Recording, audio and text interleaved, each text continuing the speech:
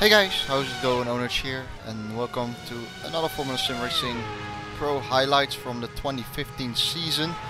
This is the 5th round and then starting Q1 here around the Canadian track Circuit Gilles Villeneuve, or Circuit de Gilles Villeneuve, or something like that, how it would probably be called in French. Nonetheless, we are here after 4 out of 4 wins, so maximum points so far in the season. We get 50 points per win here in the Pro Series, which means we are right now at 200 points. Which is just fantastic. I mean, that is something I could have never dreamed of really before the season started. Of course, my target was this season to become a champion.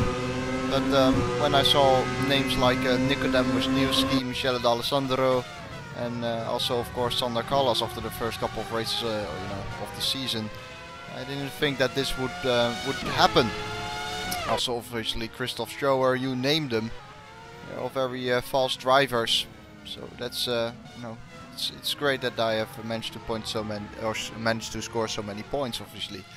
But anyway, that's all behind us. We are now in Canada, as I said before, which is a street circuit. And last year, I do not think I had a great race here at all. I didn't feel as confident for this race actually as for the others. As we are starting Q1, I'll finish that talk soon. Here is wide open here for the qualifying lap. We're looking at high 15s, low 16s here probably for this first qualifying lap. This is the second lap actually. Before the lap I was already in third place with a 1:16.0. Let's see whether we can dip into the 1:15s here on this lap. But coming back to that story, wasn't really feeling that confident for this track. Not as confident as any of the races before, I would say. For China I didn't really feel confident, but for this one I think it was even worse. I do quite like the track, that is definitely not a problem. I just, yeah, I didn't have a good feeling about it. That was really it. Something I should say as well is that I have gone once again for quite a low downforce setup. Reaching 332 kilometers an hour at the end of the straight, which is coming up here after the hairpin. Most people do about 325, 323 even over there, so that's a big difference. And I can do 325 kilometers an hour with 130 liters, which is what you would carry for a full race, a full pro distance. And that means, you know, I am doing 325 kph down the back straights with without any DRS and with high fuel.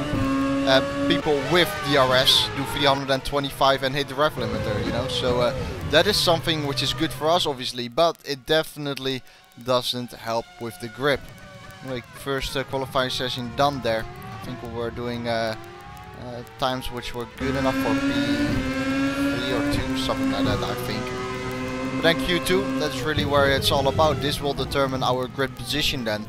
Going through this hairpin here, starting to arm the tire. Sander Callas is right behind us, he's not on the lap, otherwise we would have let him pass, obviously. He's currently also on an outlap. This was right towards the end of the session. So we are the last guys to set the lap in. See what we can do then. Doing a few more breaks here before starting the lap. So coming through the final chicane, open up the DRS for the first DRS zone and start the lap now, I should say. Move through the first corner here. People with high downforce can really throw it in there. It's amazing how much time I actually lose, I think. So that's almost there, the exit of turn 2 and the entry of turn 1. Then brake down once again, down to third gear. For this little chicane, turns 3 and 4. Once again, people with high downforce gain so much time on me there. First sector completed. Average first sector, nothing too special. Climbing all over those curves, but losing the momentum completely there. It was almost like the car, well, was dead, like in terms of speed. I could have carried a lot more speed into there. Turns 8 and 9, and once again slow down to second gear. Missing my apex there though. On the curb before turn 9, and I even touched the barrier. A little bit of a loft tap. Nothing too interesting though. Then slow the car down for the hairpin. So far, pretty poor second sector. Starting the third sector now, managing to slow it all down for the hairpin. But yet again, it just doesn't look like I'm able to carry the speeds into most corners. Open up the DRS then for this second DRS zone and the run to the chicane. This is crucial for your lap time. You can really gain easily 3/10 over here if you get it right. That was right, but this isn't right.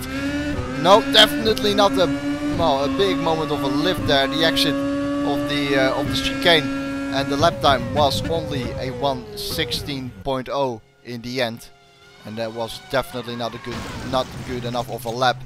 And I'll tell you what, it put me up in 5th place. There we go, 5th place, 1:16.0. There were 3 guys in the point O's. You know, if I did make the mistake in the final chicane, I would have been right up there in 3rd place, which is obviously much better. But, you know, I made that mistake, and it's the case. I lose about 2 to 3 tenths in the first sector, but gain it back in the final sector because of the downforce. But in that lap, I just knew I messed up the second sector quite badly, and I wanted to make up for it in that final chicane. And if you do that, you know, if you go through that chicane with that mindset, 9 out of 10 times it will end up bad for you. And so did it there. The braking point wasn't too bad. It was initially quite right, but then I pressed too much throttle in between the corners, and so I was all out of shape for the final left-hander. Sander Carlos, though, he wasn't out of shape. He took pole position with only like 0.04 of a second from Michele D'Alessandro. Jacques Wengler in 3rd, doing an awesome job. Bivacqua in 4th, which was also a great qualifying for him. We are being followed by George Winter, and you can see here running through the rest of the grid, but definitely not a great qualifying lap for me. But this is exciting for us, you know, especially for the viewers. You know, now it's finally time for me to show what I've got. You know, usually I would stop in the top 3 or start in the top 3 or 2nd place, something like that. But now I'm starting from 5th, as Nikodem Wisniewski and Christoph Schoer both start from the back of the grid due to late allocation. So you need to allocate before the race. If you do that too late, then you get a penalty. That's exactly what happened to them, which is good for us, because if they would have been racing, we may have been starting from 7th place as well. But to be honest, I started to practice qualifying more or less on the day that we had the race. So I didn't expect to be strong in qualifying. But as well, 5th place, that is definitely not good. I was much more confident for the race though. I have 2 options here. I can go for a 1-stop and a 2-stop. My race engineer Justin was again here for this race. Unfortunately, the audio got messed up or corrupted, and we cannot use that, which is a big shame, because we had some good talks here during this race. I still remember a few of the talks, and I'll tell you what we said to each other. But unfortunately, no radio communication here, as the file got corrupted. I'm sure Justin will fix it for the next race, as Justin usually records it. Anyway, that's the way it is. So on the grid here then, Heartbeat is racing obviously as you stare at the lights. P5 though, I definitely need a good start. I cannot afford to lose another place here, but I can go for a 1-stop or a 2-stop, whatever. That is obviously what is confident. 1-stop about, or 2-stop about lap 12, lap 24, 1-stop about lap 19 or 18. Anyway, lights are coming on already. 4 lights, 5 lights. Sander Carlos in pole position, and Route 5 is on the way as I have a decent start. I think I already got past 4th place, which was Bivacqua. Indeed past him. Then need to be careful here as Craig Baxter had to look behind me, a bit of contact behind me as well. But climbing in deep up to P4, a good start, got past Bivacqua, which is crucial that I didn't lose any places there at the start. So that is good, as Michele D'Alessandro already skips the chicane there. Bivacqua though trying to make a move on me, which is not working, stalling in back in front of him. Luckily we were able to get a point there at the start, or a place at the start, which was crucial. And look at this, look at the low downforce here. Bivacqua dropping him behind, but he was in the slipstream. I had the slipstream from Jacques Wengler in front. I was just, you know, reeling him in down that little straight already. Here, looking from Bivacqua's point of view, to stay close behind him. Obviously DRS won't be enabled to come in the hairpin, and Bivacqua going for the inside here. I'm gonna have to leave him room. It looks like I went deep into the hairpin, but I saw him coming in my mirror, and I had to leave him room, so I couldn't turn into the corner. But because I went deep, I straightened up the car earlier, and now I'm on the back of Bivacqua again. Here we go, trying to take him back, and with the low downforce, it seems like I'm already past even before the chicane. Now, indeed, we are already past before the chicane. God bless, I have... Oh, sorry, Jacques Wengler. I had to cut myself off there. Jacques Wengler going all over the chicane. And now this is my advantage. You know, I need to take this as an advantage, and I do so indeed. That was, you know, a critical move here. Up to P3 after 1 lap, starting from P5. And taking advantage from Jacques' mistake there. What I want to say though, low downforce. 332 down the back straight. And Bivacqua couldn't do anything. And that was already without DRS as well. Remember, so that shows my someone hit the wall there. That showed my pace here we have the onboard start. Bivakwa on the right gets a good initial launch, but somehow the engine just bugged down, I think, for him. With an effort start, I would say it was pretty good. Nothing too spectacular either. Here we had to go quite hard on the brake, otherwise we would have slammed into Wendler's rear end. Here from Greg Baxter's point of view, sort of right behind me. Bivakwa on the right there, and indeed just having a poor launch. That's exactly what I needed though. Baxter having a look on the inside here, but he knows he is too far back, then makes a bit of contact with Bivakwa. Nothing too serious has to be said. Then Bivakwa here, have a look at this. Just going for the inside, and he had the right to do this. I mean, this is a great move by him. He went for the inside. There was obviously a dive, he was nowhere near alongside me. And look at the slipstream here, and the speed from me. Just goes for the inside, and from that point onwards, you know, he is on my inside. I cannot turn into the corner. He is there, can't do anything about it, and it, you know, simply, as I said, a great move by him. Very opportunistic, but very realistic as well, as he didn't, you know, he was still able to make the corner. Let me put it like that. Look at the replay of what happened to Wengler. Just too much over the curb, and that was it for him, unfortunately. Anyway, opening up lap 6 here. Behind Michele D'Alessandro, who is behind Sander Callas.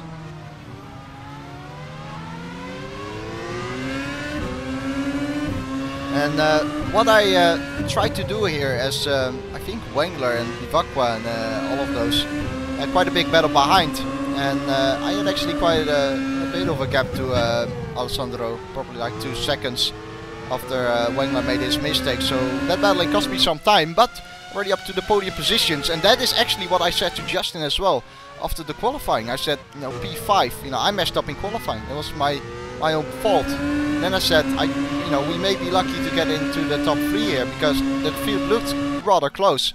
But as I said as well, I was a bit more confident for the race here, rather than qualifying. And I slowly but surely closed the gap to those guys in front. And I can tell you that the tire wear was looking rather good. We could still decide 1 stop or 2 stop. But from this onwards, I think it was lap 6 actually, where Justin said to me, do you want to 1 stop or 2 stop? I had a little bit of a think about it, but I think 2 stop is best here. As Michele D'Alessandro spins though! Alessandro spinning on the exit of the final corner. And that just gives me P2. That is a pure gift from D'Alessandro. I can tell you actually he found it very annoying that he did that. He was very annoyed at himself. And in the background, look what happened in the background. Here we see D'Alessandro spinning.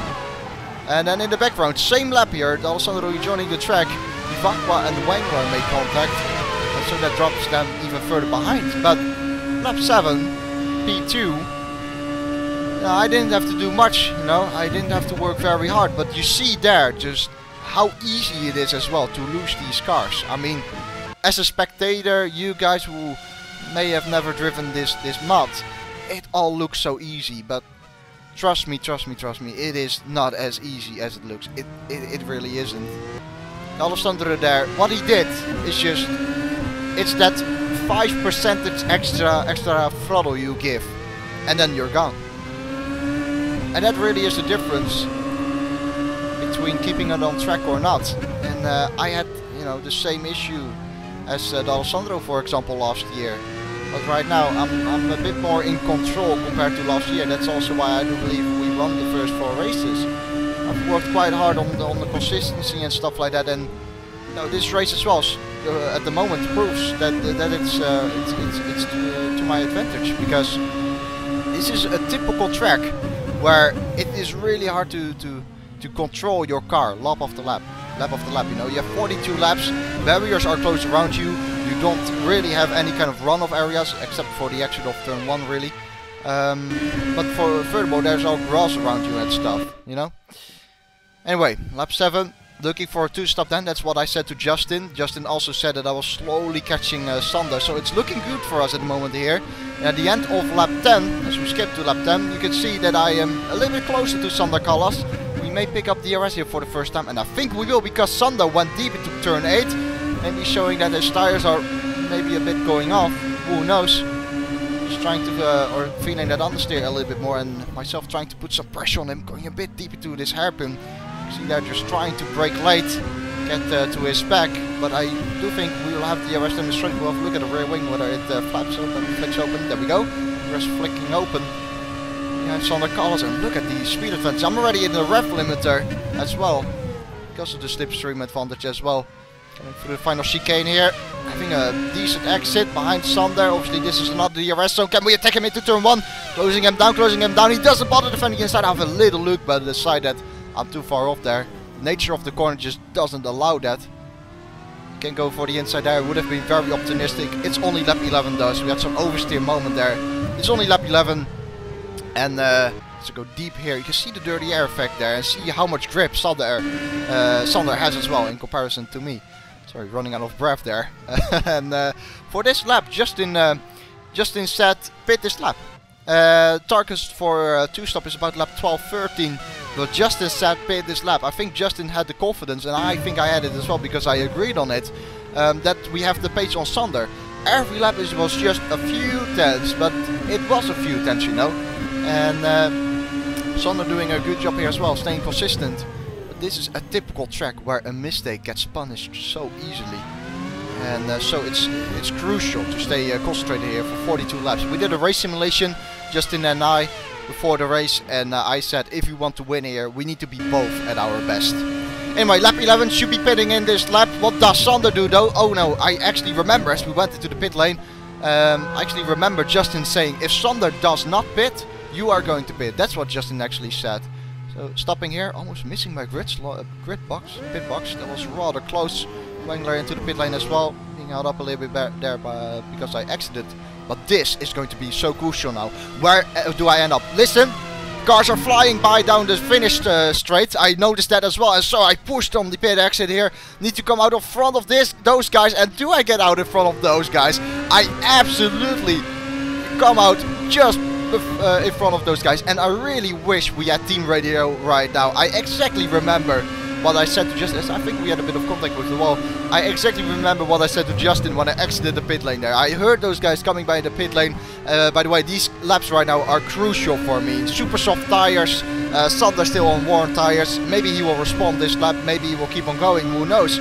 But as soon as I exited the pit lane, I knew I would come out in front of Baxter, who's right now behind me, by the way, because the outside line there you could just get early on the throttle, and yeah, Baxter could have done nothing there. So already at the pit exit, like where you rejoin the track, I think I said to Justin something like perfectly planned, and Justin was great with this call, because first of all we have the undercut right now on Sander, undercut worth about 1.3 seconds.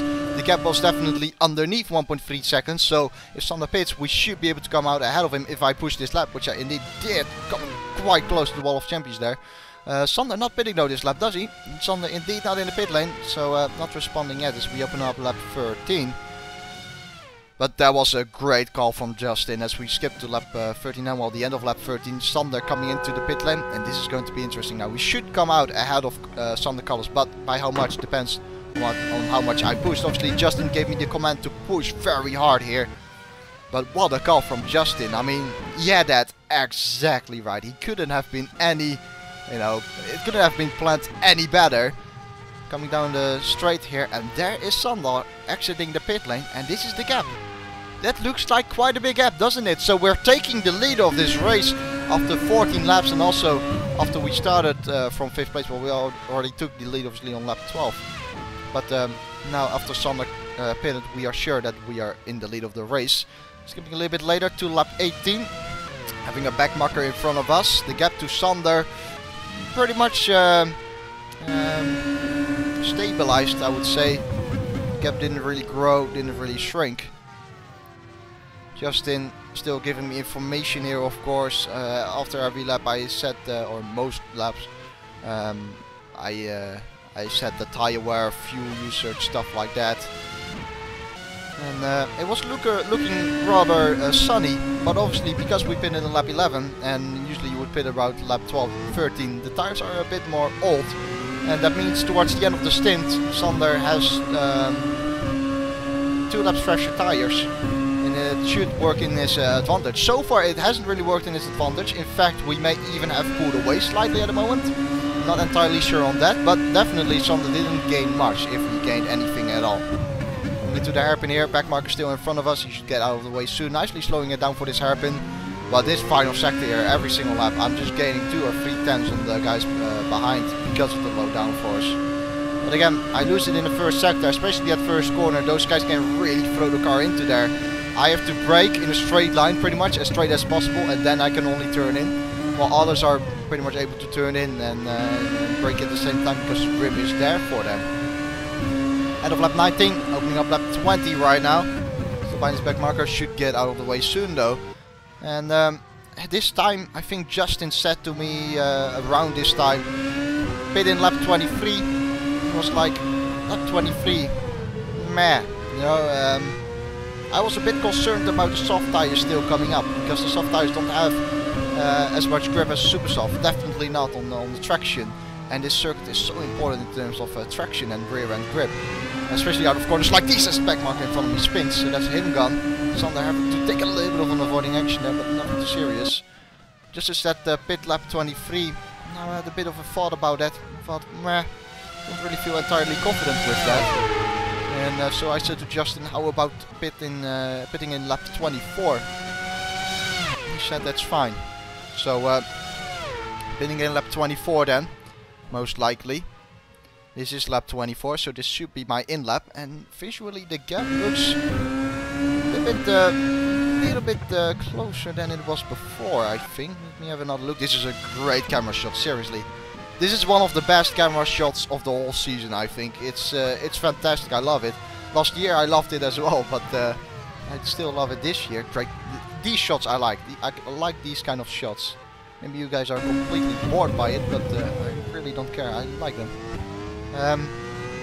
But anyway, coming in this lap then, lap 24, which is pretty much scheduled for a 2-stop, which means I went a little bit longer in the second stint. That's why Justin probably also stopped lap 23. But I felt like I could do another lap on these tires without losing too much time. Sander, I think, gained a bit of time, but definitely not enough to be within our DRS zone yet.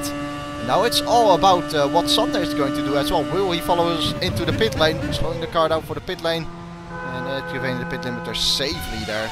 And into the pit lane we go. Messing up the cameras a little bit there, sorry about that. Soft tires then. Exiting the pit lane here. Lots of wheel spin on the exit that tires didn't like that too much. Anyway, lap 25. Exiting the pit lane. There's some traffic here. I don't know whether it's a back marker or whether it's for position. Doesn't matter anyway, because I come out in clean air. Once again, I said to Justin, perfectly planned, and there was nothing else I could do. Obviously, I really find it a shame that the team radio isn't here, and I'm sure Justin does as well, because Justin knows that this was a great day for both him and me. In those first couple of laps, they looked quite easy, you know, when I even was behind Alessandro as well. But I gained 10th by 10th, you know, a lap. But it looked so easy, but it certainly wasn't. You can trust me that I was quite nervous at that point.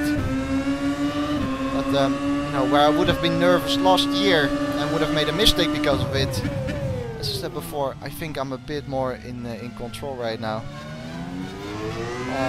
Got past the halfway mark of this race as well, obviously. And Sander didn't pit last lap, so Sander is again going longer, which means we'll have another undercut on him, and the lap will be even, or the gap should be even bigger when he exits the pit lane over those curbs here. There we go. I wasn't feeling confident over those curbs for a long time.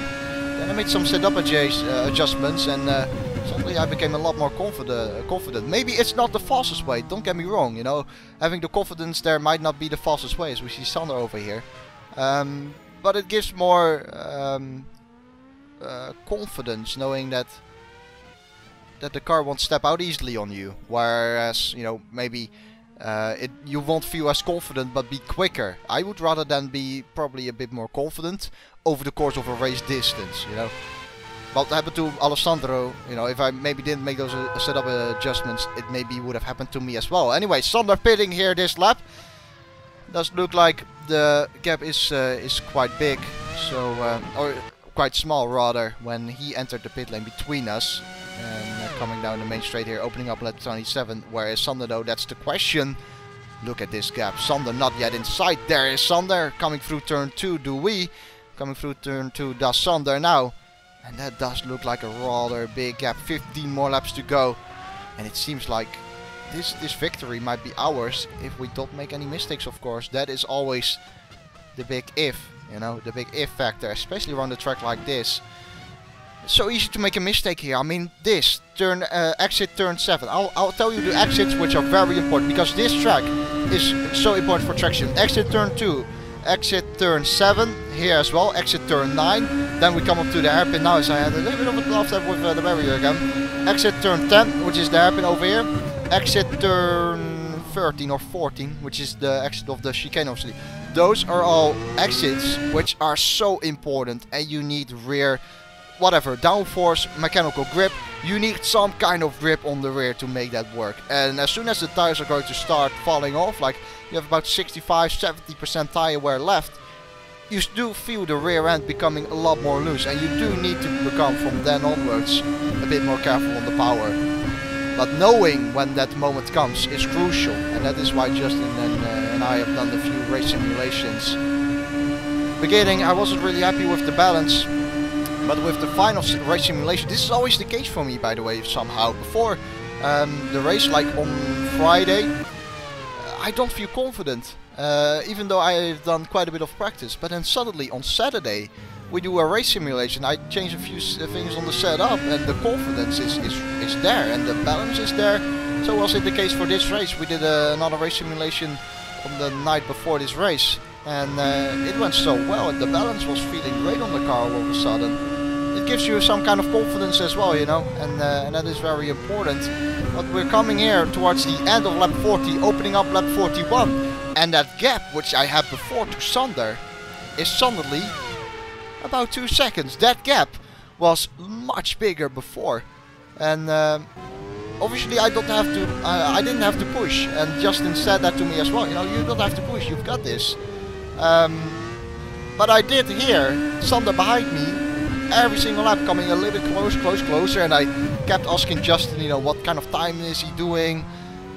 I try to not ask it too many times, because it's much more important to be busy with what you're doing. Justin set me targets high 17s, while Sander was doing low 17s, but Justin said that the gap would be you know, big enough for me to keep doing high 17s until this point, until lap 41, and Justin suddenly over the radio went, okay, target 17.6. which is 3/10 quicker, which I was doing, and I felt like the tires were going off, and I was like, ooh, 17.6. Wait, Sander is becoming closer. You know, from that onwards, from that point onwards, you think, oh shit, you know, he's coming a bit too close. I need to push now.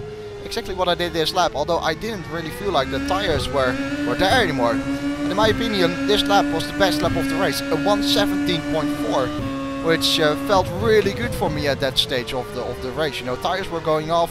And I actually gained quite a few tenths, I believe, on Sander that lap as well. And then Justin said, of course, you've got it now, you know. You have got it now. I think the closest Sander got was 2.1, maybe even 1.9, something like that. But with that final lap, or the previous lap, Sander again dropped a little bit further behind. So it does look like we will pick up another win. And that would be 5 out of 5 race victories in his, at the start of this season here. That's actually amazing. Like 4 out of 4, I was happy with that, of course, but I never thought I would get this one as well. Maybe I was a bit lucky here and there. You know, Nico them not racing, or well, he was racing, he actually retired. Christoph at the back of the grid as well. You know, those are a few factors which are lucky. And maybe you could call me lucky as well with the people in front of me making mistakes, but I do think to a certain extent you create your own luck as well. I mean, the mistake others made, I took advantage from that and didn't make any mistakes myself. Coming across the line here, final lap of the race, and it's 5 out of 5, and that is just, that is fantastic. It's a shame we don't have team radio, I said it before, but man was I happy with this one. The day before I said to Justin, you know, we both have to be at our best. Justin was absolutely flawless this race, especially with that first pit stop call. Amazing. It was just an amazing call. I rejoined the track in nice clean air, but only just about. It was just epic. And that really helped me towards this victory as well, because if I would have ended up in traffic there, now of course I would have fresh tires and I would have probably got past in the same lap already because of the lower downforce, but still it cost you a few tenths, and those few tenths I feel like I really needed them towards the end of the race. I wasn't pushing towards the end of the race really. I was more or less cruising, trying to manage that gap. Justin kept me informed very well on that gap. And well, another, I would say, controlled victory. I really would call it like that. My second race with my engineer, and well, I was very glad that I had him here, especially because he made a perfect call, especially with the first pit stop. But I said it before, but again for us it is donut time here. But 5 out of 5, what a fantastic start of the season. This means we have 250 points. And Sander has something like 140, 150, 60, 70? I don't even know actually. Great race though. And Jacques Wengler had great pace as well. He set a 16.5 fast lap of the race, which is just mental. So that guy definitely has the speed. But maybe not the consistency yet. Also making a few mistakes coming into the pit lane here though. And well, I was really happy with this one. Probably the happiest I have been with a victory all season long. Because I also didn't really expect it. Not before the race, but especially not after the qualifying. Anyway, I'm happy that we did it. And well, thank you guys for watching. If you enjoyed the video, I would appreciate a like. Thanks for Justin for the engineering again. And thanks for the support to you guys. See you later and take care. Goodbye.